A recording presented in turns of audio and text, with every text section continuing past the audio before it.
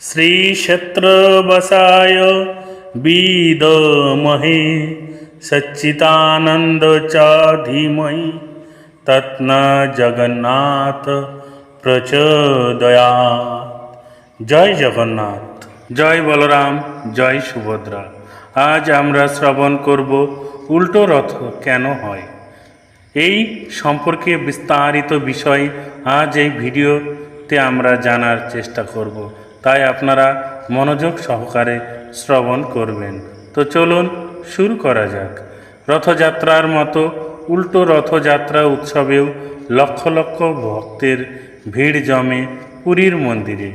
একাদশী তিথিতে জগন্নাথ সহ সুভদ্রা বলরাম ও সেজে উঠেন নানান সোনার গয়নার সাজে।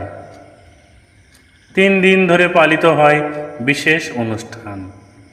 বাঙালির 13 পার্বণের মধ্যে অন্যতম একটি পার্বণ হল রথযাত্রা উৎসব।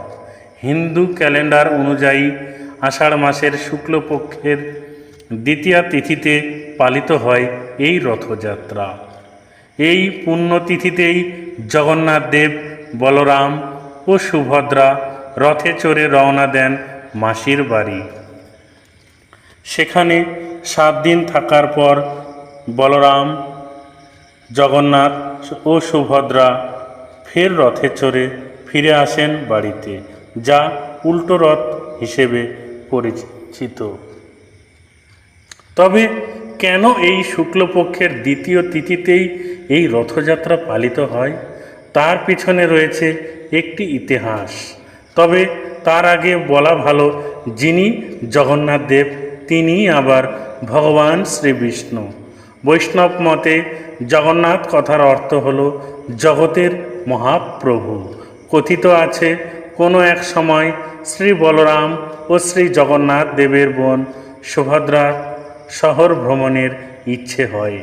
সেই সময়েই বলরাম ও জগন্নাথ দেব তাঁকে রথে চড়িয়ে শহর ভ্রমণের উদ্দেশ্যে বাহির হন।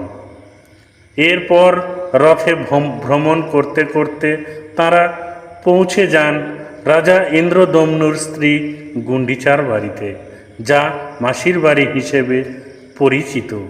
এই সময় থেকেই প্রচলন হয় রথযাত্রা উৎসবের।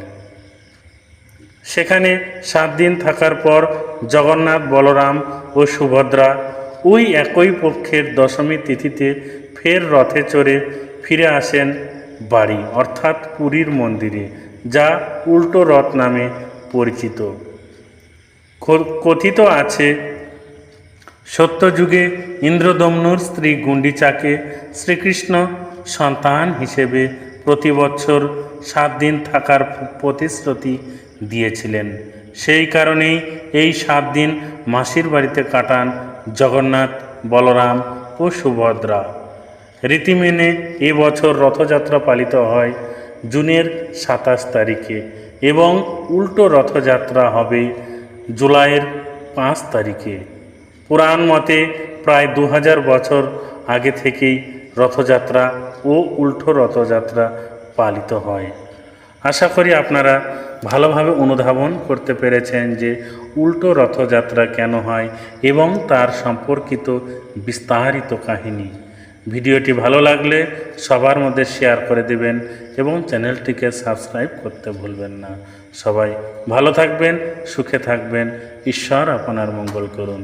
জয় শ্রীকৃষ্ণ, জয় রাধে, জয় গোবিন্দ, জয় গোপাল, জয় জগন্নাথ, জয় বলরাম, জয় সুভদ্রা।